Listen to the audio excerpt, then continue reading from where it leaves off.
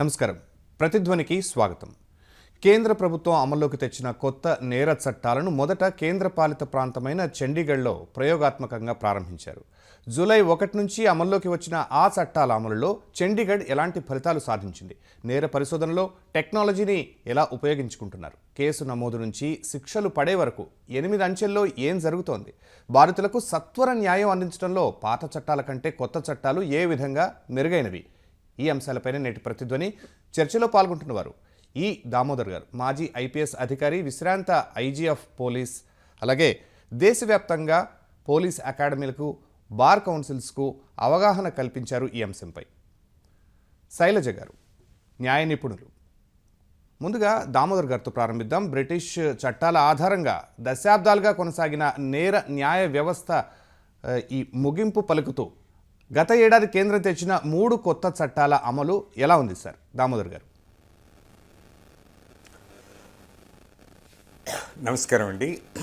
సంతృప్తికరంగా ఉందనే చెప్పాలి, కానీ సంపూర్ణంగా ఉపయోగకరంగా లేవు. ఎందుకంటే వాళ్ళు తెచ్చినటువంటి మార్పులు సమూలమైనటువంటి సంస్కరణలు కాదు, వ్యవస్థాగతమైనటువంటి మార్పులు తేలేదు. కొన్ని మార్పులే తెచ్చారు, అవి బేబీ స్టెప్స్. అవి తెచ్చినంత వరకు బాగానే ఉంది. అయితే 1 జూలై 2024 నుంచి ఇవి అమల్లో ఉన్నాయి. అంతకుముందు రిజిస్టర్ అయిన కేసులు పాత విధానాన్ని పాటించాలి. ఈ జూలై 1, 2024 నుంచి రిజిస్టర్ అయిన కేసులు కొత్త విధానాన్ని పాటించాలనేందువల్ల 2 parallel systems, procedural systems proceed అవుతున్నందువల్ల కొంతవరకు అది కన్ఫ్యూషన్గా ఉంది ట్రయల్స్లో, ఇన్వెస్టిగేషన్లో కూడా. అయితే చేసినంత వరకు కొన్ని మార్పులు మాత్రం సంతృప్తికరంగానే ఉన్నాయి. అయితే దీనికి వీళ్ళు వ్యవస్థాగతంగా సంపూర్ణంగా ఏమీ మార్చలేదు. అడ్వర్సరియల్ సిస్టమ్ ఇంకా కంటిన్యూ అవుతూ ఉంది. నేరస్తులకి ఇది ఇంకా అనుకూలంగానే ఉంది. న్యాయానికి, చట్టానికి భయపడే వాళ్ళకి ఇది అంత అనుకూలంగా లేదు. డబ్బున్న వాళ్ళకి, ప్రభావవంతులకి ఇది అనుకూలంగా ఉంది అనే భావం కనిపిస్తుంది. ఎందుకంటే ఈ కొత్త చట్టాలు వచ్చినా కూడా విజయ మల్లయ్య, సత్యం రామలింగరాజు, నీరవ్ మోహది అలాంటి కరుడుగట్టిన నేరస్తులకి ఈ చట్టం ఏమీ చేయలేకుండా పోతూ ఉంది. అయితే అడ్వాంటేజ్ ఏమిటంటే ఈ మధ్యకాలంలో వచ్చినటువంటి టెక్నాలజికల్ చేంజెస్ని ఇందులో ఇన్కార్పొరేట్ చేయాలని అన్నారు. ఇది ఇంత సంపూర్ణంగా ఫుల్ ఫ్లెడ్జ్డ్గా అడిక్వేట్గా ఉండకపోవడానికి ప్రధానమైనటువంటి కారణము ఈ చట్టాల రూపకల్పనలో చట్టాలను అమలుపరిచేటువంటి పోలీసు వ్యవస్థ కానీ, పబ్లిక్ ప్రాసిక్యూటర్స్ కానీ, జడ్జెస్ కానీ ఇందులో ఇన్వాల్వ్ చేయకుండా కేవలం యూనివర్సిటీలో పాఠాలు బోధించేటువంటి ప్రొఫెసర్ని ఇన్వాల్వ్ చేయడం వల్ల వాళ్ళకి ప్రాక్టికల్ డిఫికల్టీస్ తెలియనందువల్ల ఇలా జరిగింది. ఇది నా అభిప్రాయమే కాదు, ప్రముఖ లాయర్లైనటువంటి సిద్ధార్థ లూత్రా, కేంద్ర మాజీ హోంశాఖ మంత్రి అయినటువంటి చిదంబరం గారు, హిమ్సెల్ఫ్ ఏ హార్వర్డ్ లాయర్, వాళ్ళందరూ కూడా ఈ తెచ్చినటువంటి 5-6 మార్పులు మంచివే, కానీ ఈ మార్పుల కోసం అన్ని చట్టాలని మేము మార్చేసామని గొప్పలు చెప్పుకోవడం ఎందుకు, వాటిని ఒక అమెండ్మెంట్ ద్వారా తెచ్చుంటే పోయిండేది కదా. కాన్స్టిట్యూషన్ తర్వాత చాలా ముఖ్యమైనది నేర న్యాయ వ్యవస్థ, దానికి అంత హరీడ్గా ఎందుకు చేయాల్సి వచ్చింది, అందువల్ల చాలా తప్పులు దొర్లాయి, మనం ఆశించినంత మేరకు రాలేదు. పూర్తి గతంలో ఉన్నటువంటి ఆంగ్లో సాక్సన్ జ్యూరిస్ప్రుడెన్స్లో ఏమేమి లోపాలు ఉన్నాయో అవన్నీ అలాగే కంటిన్యూ అవుతున్నాయి. సాంకేతికతను మాత్రమే జోడించారు. డ్రాఫ్టింగ్ కొన్ని పొరపాట్లు ఉన్నందువల్ల కోర్టులు అడ్వాంటేజ్ తీసుకుంటున్నాయి అనేటువంటి అభిప్రాయం వినపెడుతుంది. అయితే ఈ బేబీ స్టెప్స్ చేసినంత వరకు బాగానే ఉంది, ఇవి చాలవు. Okay sir. శైలజ గారు, నూతన నేర చట్టాలను కేంద్రపాలిత ప్రాంతమైన చండీగఢ్లోనే ప్రయోగాత్మకంగా అమలు చేయడానికి కారణాలు ఏంటి? ఈ ప్రయోగాత్మకంగా ఏర్పాటు చేసిన ఈ అమలు చేసిన ఈ చట్టాలు ఏవైతే ఉన్నాయో అది చండీగఢ్ విషయంలో మనం తీసుకుంటే అక్కడ మనము ముఖ్యంగా గమనించాల్సింది ఏంటంటే ఈ న్యాయ వ్యవస్థలో ఉన్న ఈ క్రిమినల్ న్యాయ వ్యవస్థలో మనము ఈ కేసుల విచారణల సందర్భంగా 5 రకాలైన వర్గాలను మనం సమీకృతం చేయాలి. అందులో ముఖ్యంగా మనది పోలీసు వ్యవస్థ, జైళ్ల శాఖ, ఆ తర్వాత తీసుకుంటే next prosecution, judiciary as well as the forensic department. అయితే ఇప్పుడు చండీగఢ్ని మనము ఎగ్జాంపుల్ తీసుకుంటే అక్కడ త్రూఅవుట్ ఏదైతే ఈ 5 డివిజన్స్ ఉన్నాయో వీటన్నిటి మధ్య సమీకృత అవగాహన కల్పించి ఒకరికొకరికి అనుసంధానం చేసి ఓవరాల్ ఎంటైర్ అడ్మినిస్ట్రేషన్ సిస్టమ్ వాటిని డిజిటలైజ్ మోడ్లో కన్వర్ట్ చేయడం జరిగింది. దాని ఫలితంగా ఇప్పుడు ఏంటంటే ఎగ్జాంపుల్ తీసుకుంటే ఇప్పుడు సపోజ్ జీరో ఎఫ్ఐఆర్ అనే కాన్సెప్ట్ ఇప్పుడు కొత్త క్రిమినల్ చట్టాల్లో ఉంది. ఎవరైనా ఒక జీరో ఎఫ్ఐఆర్ ఏ రాష్ట్రం నుంచి ఏ రాష్ట్రంలో జరిగిన సంఘటన అయినా వేరే రాష్ట్రంలో ఎఫ్ఐఆర్ నమోదు చేయాల్సి వస్తే ఈ సాక్ష్య అన్న ఒక డిజిటల్ యాప్ ద్వారా దాన్ని ఏంటంటే దాన్ని మొత్తం వితిన్ 48 అవర్స్లోగా ఆ కన్సర్న్ పోలీస్ స్టేషన్కి ట్రాన్స్ఫర్ చేయడం కానీ, నెక్స్ట్ ఇంకొక ఈ భాషని దట్ ఈజ్ అన్ లోకల్ లాంగ్వేజ్లో వాళ్ళు ఆ రాష్ట్రంలో ఎటువంటి భాష మాట్లాడినా ఏ భాషలో వాళ్ళు సమాచారం ఇచ్చినప్పటికీ కూడా దాన్ని కన్వర్ట్ చేసే విధంగా ఈ రకంగా ఈ భాషని ఈ సాక్ష్య న్యాయసేతు ఈ రకంగా వివిధ రకాలైన యాప్ల ద్వారా ఇవన్నీ కూడా నేషనల్ క్రైమ్ రిపోర్ట్ బ్యూరో వాళ్ళు, ఎన్ఐఎస్సి నేషనల్ ఇన్ఫర్మేటిక్స్ సెంటర్ వాళ్ళు డిజైన్ చేసిన ఈ యాప్ డిజిటల్ టెక్నాలజీని వాళ్ళు ఆప్ట్ చేసుకోవడం జరిగింది ఈ చండీగఢ్లో. సో నాట్ ఓన్లీ అదే కాకుండా ఎంటైర్ పోలీస్ అడ్మినిస్ట్రేషన్ సిస్టంలో వాళ్ళకి ప్రత్యేకమైన శిక్షణ ఇవ్వడం జరిగింది. ఈ రకమైన కేసుల నమోదు విషయంలో కానీ, డిజిటలైజ్ చేసే విషయంలో కానీ, ఎక్స్పర్ట్ ఎవిడెన్స్ తీసుకోవడంలో కానీ, అన్ని విధాలుగా audio video recording of evidence తీసుకోవడానికి కానీ వాళ్ళకి లేటెస్ట్ టెక్నాలజీతో కూడిన ల్యాప్టాప్స్, అదేవిధంగా ట్యాబ్స్ని ఇవ్వడం ఈ రకంగా దామోదర్ గారు, మీరు కేంద్ర ప్రభుత్వం మిమ్మల్ని రిసోర్స్ పర్సన్గా గుర్తించి ఈ టాపిక్పై అవగాహన కల్పించాలని కోరినప్పుడు రకరకాల అవగాహన సదస్సులు ఈ బార్ కౌన్సిల్స్లో, పోలీస్ అకాడమీలో వీళ్ళందరికీ ఇచ్చినప్పుడు మీరు ఎలాంటి ఫీడ్బ్యాక్ పొందారు అక్కడి నుంచి? బిఫోర్ దట్ శైలజ గారు చెప్పింది కొంతవరకు కరెక్టు. చండీగఢ్లో ప్రయోగాత్మకంగా అమలు చేయట్లేదండి, దేశమంతటా ఇవి అమలు అవుతున్నాయి 1 జూలై 2024 నుంచి. ఈ పోలీస్ సబ్జెక్టు రాజ్యాంగంలో రాష్ట్రాలకు ఉంది. సో ఇందుకు కావాల్సినటువంటి సాంకేతిక వనరులు, సైబర్ ఇన్ఫ్రాస్ట్రక్చర్, డిజిటల్ ఇన్ఫ్రాస్ట్రక్చర్ అనేది చాలా ఖర్చుతో కూడుకున్న పని. రాష్ట్రాలు వాటిని సమకూర్చుకోవాలి. అయితే రాష్ట్రాలు కొన్ని progressive states like Telangana, Tamil Nadu వాయి మాత్రం వాళ్ళ దగ్గర సైబర్ ఇన్ఫ్రాస్ట్రక్చర్ అడిగినంతలో ఉంది, అందువల్ల వాళ్ళు వస్తున్నారు. కొన్ని రాష్ట్రాలు ఏంటంటే ఈ ఉచితాల కారణంగా వాళ్ళకి డబ్బులు లేక, జీతాలకు డబ్బులు లేక, వడ్డీలు కట్టలేక, ఈ సైబర్ ఇన్ఫ్రాస్ట్రక్చర్ కావాల్సిన నిధులు లేక వాళ్ళు చేయట్లేదు. చండీగఢ్, ఢిల్లీ కేంద్ర పాలిత ప్రాంతాలు కాబట్టి అవి కేంద్ర హోమ్ మినిస్ట్రీ డైరెక్ట్ కంట్రోల్లో ఉన్నాయి కాబట్టి ఫండ్స్ ఉన్నాయి కాబట్టి ఈ సాంకేతికతను సంపూర్ణంగా వినియోగించుకోవడానికి కావాల్సిన యాప్స్ని అక్కడ డెవలప్ చేస్తున్నారు. చేసి చండీగఢ్ చాలా చిన్న కాంపాక్ట్ ఏరియా, ఒక చిన్న పర్టికులర్ ప్లేస్ కూడా అక్కడ డెవలప్ చేస్తుంది. సో ప్రయోగాత్మకంగా జరుగుతున్నది ఏమిటంటే development of digital devices necessary to digitize the investigation of it అనమాట. అది అక్కడ చేస్తున్నారు. ఎందుకంటే చండీగఢ్ కేంద్ర పాలిత ప్రాంతం, ఫండ్స్ భారత ప్రభుత్వం దగ్గర ఎక్కువగా ఉన్నాయి కాబట్టి ప్రయోగాత్మకం కాదు, అది అక్కడ వాళ్ళు ఏర్పాటు చేస్తున్నారు. ఇది ఏంటంటే హాఫ్ బేక్డ్ అనమాట, రోడ్డు వేయకుండా బెంచ్ కారు కొనిచ్చినట్టుగా ప్రొసీజర్లా మాట్లాడకుండా ఈ టెక్నాలజీలో కావాల్సిన టెక్నాలజీ ఇన్ఫ్రాస్ట్రక్చరు, కావాల్సిన ఫోరెన్సిక్ ఏమి లేకుండా ప్రతి కేసు, ప్రతి నేరము 7 సంవత్సరాలు పైబడినటువంటి నేరానికి ఖచ్చితంగా టెక్నికల్ ఎక్స్పర్ట్స్ ఉండాలి, ఫోరెన్సిక్ ఉండాలంటారు. ఎన్ని ఫోరెన్సిక్స్ ఉన్నాయి మన దేశంలో? రోజు రోజుకి అర్బనైజేషన్ కారణంగా, పారిశ్రామిక కారణంగా నేరాలు పెరుగుతున్నాయి. మనకున్న వ్యవస్థ 1960-70 నాటికి సరిపోయేట ఉంటుంది. అందులో చాలా దామోదర్ గారు, అయితే చండీగఢ్ చిన్నది కాబట్టి టెక్నాలజీని అలా చేస్తున్నారండి. అది కాబట్టి ప్రయోగాత్మకంగా వాళ్ళు చేస్తున్నది డిజిటల్ డివైజెస్ని, సైబర్ ఇన్ఫ్రాస్ట్రక్చర్ని, ఫోరెన్సిక్ ఇన్ఫ్రాస్ట్రక్చర్ని డెవలప్ చేయడమే. చండీగఢ్లో 100% సఫలీకృతమైందని ప్రశంసలు చండీగఢ్ అందుకుంది. దానికి కారణాలు ఏంటనేది మీరు గమనించారా? అలాగే ఇప్పుడు ఇవి 3 ఉన్నాయి: భారతీయ న్యాయ సంహిత, భారతీయ నాగరిక సురక్షా సంహిత, భారతీయ సాక్ష్య అధినియం అనే ఈ 3 కొత్త చట్టాల మధ్య ఏంటి అసలు డిఫరెన్సెస్? అది చాలా సింపుల్ అండి. భారతీయ నాగరిక సురక్షా సంహిత అనేది గతంలో క్రిమినల్ ప్రొసీజర్ కోడ్ అన్నాం, అది ప్రొసీజర్ లా. చట్టాలన్నింటిని కూడా సబ్స్టాంటివ్ లాస్, ప్రొసీజరల్ లాస్గా చేస్తారు. బిఎన్ఎస్ఎస్ అనేది procedural law. What was earlier called CrPC, criminal procedure కోడ్కి వీళ్ళు ఇచ్చిన సాంస్క్రిటైజ్డ్ వర్షన్ బిఎన్ఎస్ఎస్. అదేవిధంగా గతంలో ఉండిన భారతీయ శిక్షా స్మృతి, ఇండియన్ పీనల్ కోడ్కి వీళ్ళు ఏమనంటే భారతీయ న్యాయ సంహిత అన్నారు. గతంలో ఉన్నటువంటి భారతీయ సాక్ష్య చట్టం, ఇండియన్ ఎవిడెన్స్ యాక్ట్ని ఇప్పుడు బిఎస్ఏ, భారతీయ సాక్ష్య అధినియం. పేర్లు సంస్కృతానికి అనుగుణంగా, భారతీయతకు అనుగుణంగా పేర్లు మార్చడమే కానీ ఇవన్నీ పాత చట్టాలే. ఇన్ఫ్యాక్ట్ PRS.org అనేటువంటి ఒక థింక్ ట్యాంకు 95.6 ఈ 3 చట్టాలు కూడా పాత చట్టాలే, కట్ అండ్ పేస్ట్లో చేసినారు, అందువల్ల ఇవి సంపూర్ణంగా ఇవ్వలేదు అనేది ఇది రీసెర్చ్ ఫైండింగ్. తర్వాత చండీగఢ్లో చాలా చిన్న ప్రదేశం, ఇట్ ఈజ్ 1/4 ఆఫ్ హైదరాబాద్ కేంద్రపాలిత ప్రాంతం. అక్కడ ఫండ్స్ అని పెట్టి ఒక చిన్నదిగా ఒక ప్రయోగాత్మకంలో చేసినట్టుగా సైబర్ ఇన్ఫ్రాస్ట్రక్చర్ని అక్కడ డెవలప్ చేస్తున్నారు. దాన్ని ఢిల్లీలో ఇంప్లిమెంట్ చేయాలని చూస్తున్నారు. ఢిల్లీ కూడా కేంద్రపాలిత ప్రాంతమే.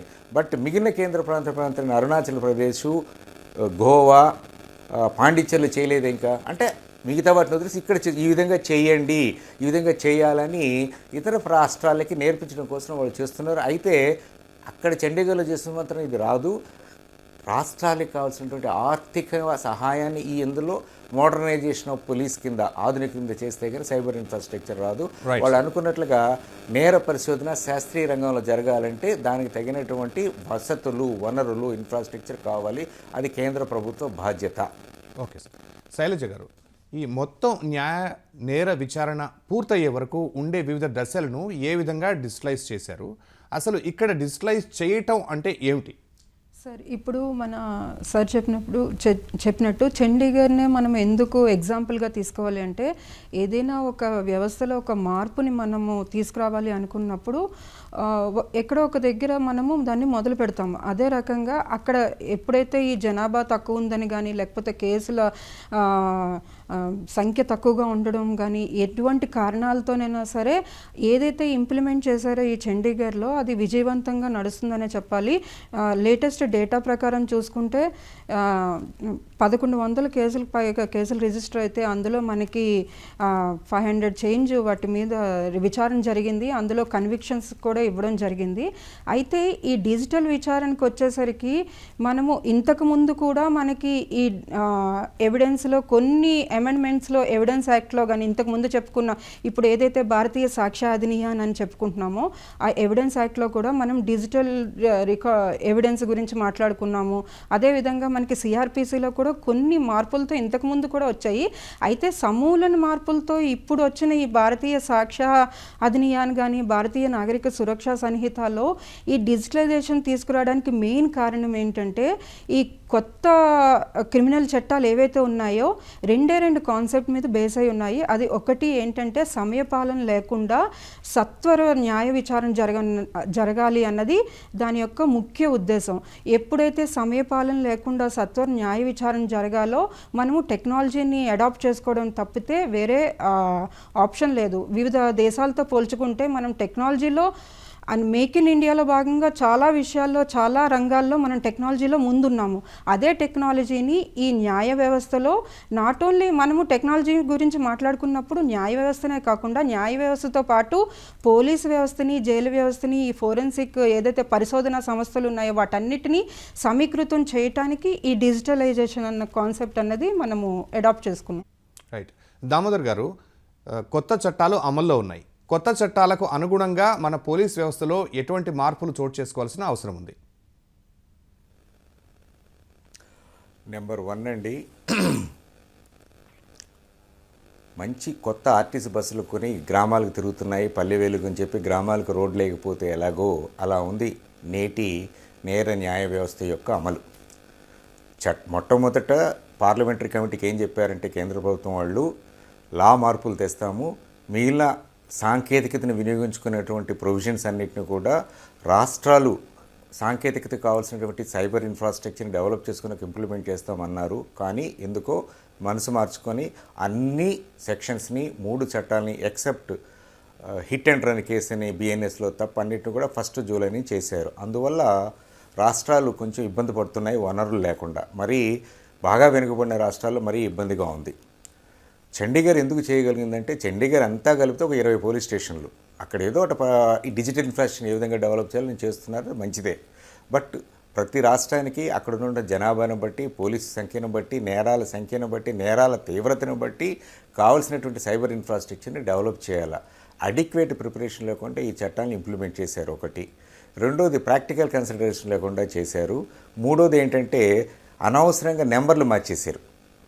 పాత నెంబర్లని కింద నెంబర్లు చట్టాలు మార్చేసి మేము కొత్తవి తెచ్చాము అన్నారు. ఇదంతా కూడా P39A అనేటువంటి ఢిల్లీ నేషనల్ లా యూనివర్సిటీ ఉన్నటువంటి పిల్లకాయలు చేసినటువంటి పనిని ఆ ప్రొఫెసర్ రణ్వీర్ సింగ్ గారు, with all respect to him, has done it without implementation, without proper practical consideration. అలా కాకుండా జస్టిస్ మలమూర్తి కమిటీ గారు ఇచ్చినటువంటి 153 రికమెండ్లు కానీ చేస్తుంటే సమూలమైన మార్పులు, సంపూర్ణమైన మార్పులు, వ్యవస్థాగతమైన మార్పులు, కలోనియల్ వ్యవస్థ నుంచి అమెరికా, ఫ్రాన్స్ లాంటి దేశాల్లో ఎక్కడైతే నేరస్తుల్ని 2-3 నెలల కాలంలో విచారించి శిక్షించేటువంటి పద్ధతి ఉందో అలాంటి పద్ధతికి పోయి ఉండేది. దాన్ని ఇంక్విజిటోరియల్ సిస్టమ్ అంటారు.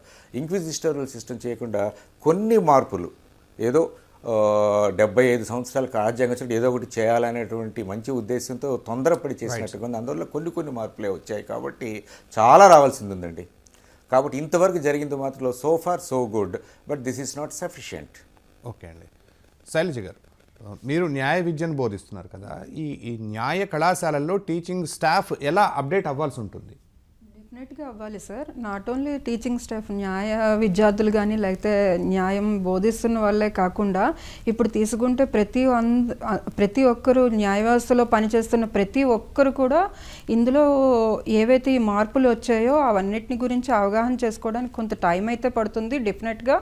దాని గురించి ఇప్పుడు మా విద్యా సంస్థల వరకు వచ్చేసరికంటే మేము యూనివర్సిటీ లెవెల్లో వివిధ రకాలైన అవగాహన సదస్సులు కానీ సెమినార్ వర్క్షాపులు కండక్ట్ చేసి how to collect this information, new information మనం ఎలాగా గ్యాదర్ చేయాలి అండ్ కంపారిటివ్ అనాలిసిస్ ఎలా చేసుకోవాలి, పాత చట్టాలకి కొత్త చట్టాలకి ఏదైనా కేసు సైటేషన్ ఇచ్చేటప్పుడు ఏ విధంగా ఇవ్వాలి అన్నది విద్యార్థులకి మన అవగాహన కల్పించే ముందు మేముగా ముందు అవగాహన చేసుకుందుకు గాను పెద్ద ఎత్తున మాకు శిక్షణ తరగతులు అన్నవి మాకు ముందు శిక్షణ ఇవ్వడం జరుగుతుంది.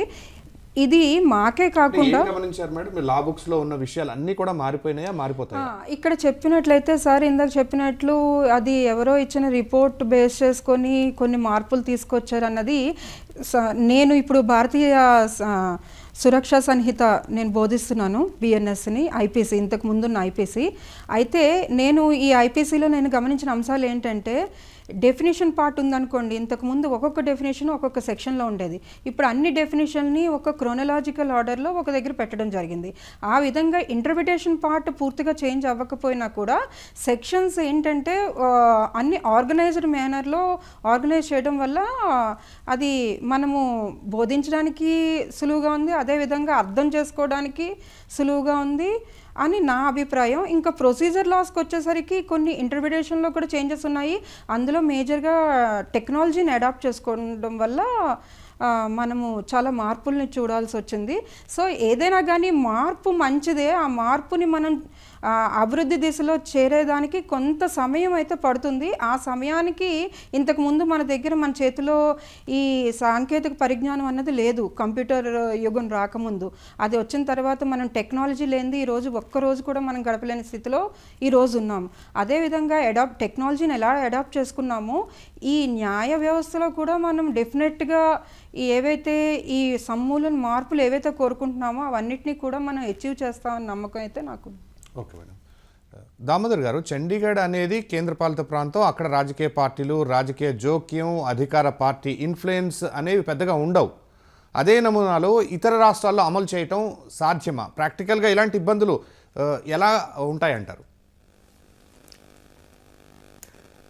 Technological adoption in investigation or trial has nothing to do with political interference.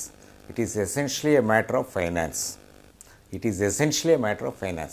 చండీగఢ్లో రాజకీయాలు ఉన్నాయా లేవనేది కాదు ఇష్యూ. అక్కడ కూడా మేయర్ ఎలక్షన్ జరిగింది, అక్కడ కూడా రాజకీయంగా ఉంది. కేంద్ర ప్రభుత్వంలో ఉన్నటువంటి రాజకీయవేత్తలు అక్కడ ఇంటర్ఫియర్ అవుతారు, అది ఇష్యూ కాదు. అక్కడ ఏంటంటే చిన్న ప్రాంతం, హైదరాబాద్లో 1/4 ప్రాంతం 20-25 పోలీస్ స్టేషన్ కంటే ఎక్కువ ఉండవు కాబట్టి కేంద్ర ప్రభుత్వం దగ్గర పుష్కలంగా నిధులు ఉన్నాయి కాబట్టి అక్కడ డబ్బులు ఇచ్చి సాంకేతికతకు కావాల్సిన వనరులు అక్కడ డెవలప్ చేస్తున్నారు. చాలా వరకు సక్సెస్ అయ్యారు.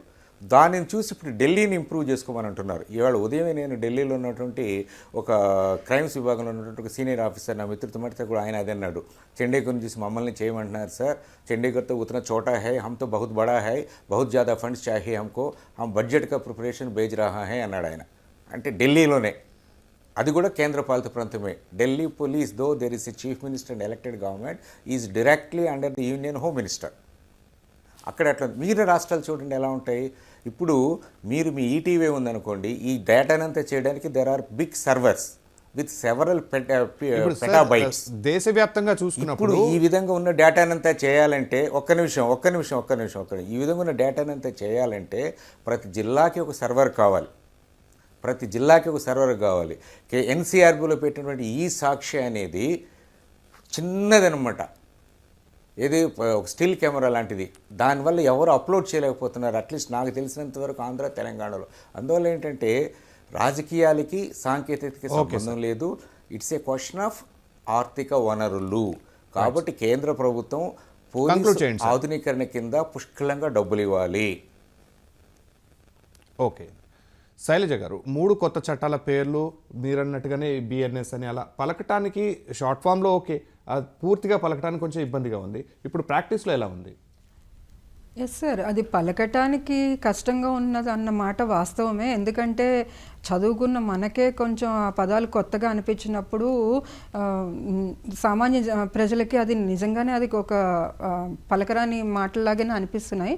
కానీ మాటల అర్థాలు ఎలాగున్నా వాటి వెనకాతల ఉన్న విషయాన్ని పరిశీలిస్తే ఇప్పుడు అన్ని చట్టాల్లో కూడా ఇప్పుడు భారతీయ నాగరిక సురక్ష సంహిత కానీ లేకపోతే భారతీయ సాక్ష్య అధినియం కానీ వీటన్నిటిలో కూడా ఇప్పుడు కొన్ని కొత్త అంశాలు, ఇప్పుడు ఆర్గనైజ్డ్ క్రైమ్స్ కానీ టెర్రరిస్ట్ యాక్ట్స్ కానీ పెట్టి ఆర్గనైజ్డ్ క్రైమ్స్ ఇలాంటివన్నీ కమ్యూనిటీ సర్వీసెస్ కానీ ముక్కలో చెప్పాలండి మీరు, అంటే జనాలకి ఇవన్నీ చేరటానికి మనం ఎలాంటి ప్రయత్నాలు చేయాలంటారు? డెఫినెట్గా జనాల్లో తీసుకురావడానికి కొన్ని అవగాహన సదస్సులు అయితే ఇప్పటికే స్టార్ట్ చేశారు.